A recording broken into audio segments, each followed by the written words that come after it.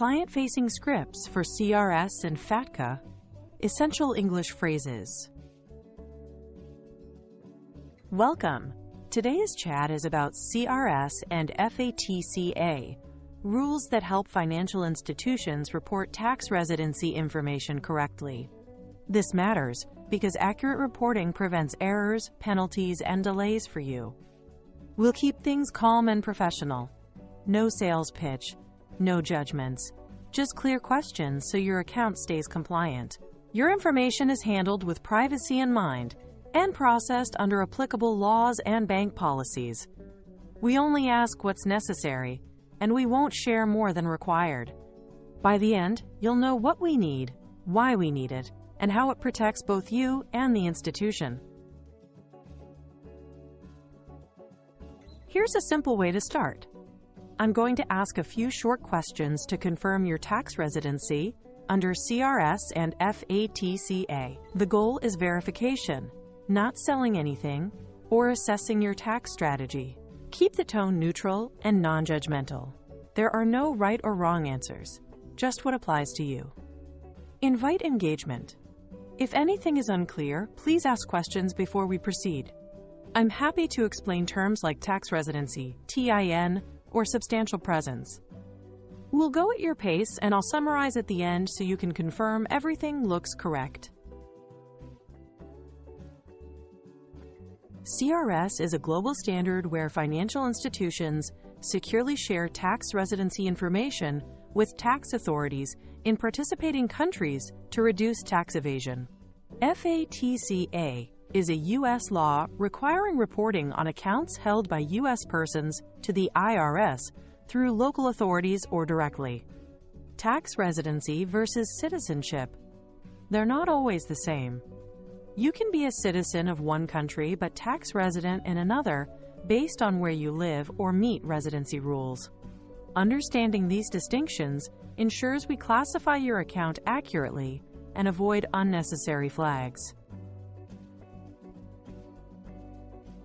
First, what is your primary tax residence?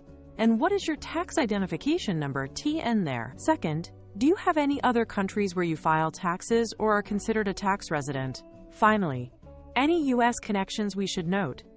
Are you a U.S. citizen? Do you hold a green card? Or have you met substantial presence in the U.S. this year or last year? Clear answers help us determine which rules apply, what to report, and which documents, like self-certifications, we may need to complete your profile correctly. Be transparent. We collect your name, address, date of birth, tax residency, and TINs to comply with CRS FATCA. This data may be shared with tax authorities as required. State the legal basis. We process this information to meet regulatory obligations. We retain it only as long as laws and policies require. Confirm consent or note obligation. Where consent is needed, do you consent to this processing? In some cases, sharing is a legal requirement, and we must record accurate information to maintain your account. Offer to pause for questions before proceeding. Acknowledge concerns. I understand this is sensitive. The purpose is to meet legal requirements and protect your account from reporting errors. Reassure. We limit data to what's necessary and handle it securely. Offer help. If you'd like, I can share official resources or our policy summary for review. Explain consequences clearly, not punitively. If we can't complete the required information, the account may face restrictions, reporting as undocumented, or, in some cases, limitations on services. I'd like to help you avoid that. What would make you comfortable moving forward? Watch for conflicting addresses or tax details. For example, a mailing address in one country but claiming tax residency in another without explanation. Note U.S. indicia not previously declared, such as a U.S. phone number, mailing address, place of birth, or standing instructions to U.S. accounts. When something doesn't align, request documents. a self-certification form, government IDs, TINs, or proof of address. Keep the tone supportive. To resolve this, we just need a quick document check so your profile matches your actual situation. Record reasons for any discrepancies. Let's recap.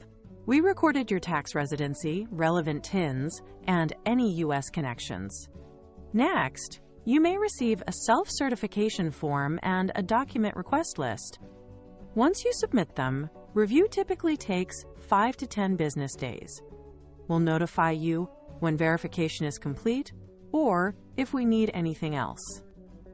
If regulations require reporting, it happens on the standard annual cycle. Thank you for your cooperation. This helps keep your account compliant and running smoothly. If questions come up later, reach out anytime. We're here to help and keep the process transparent.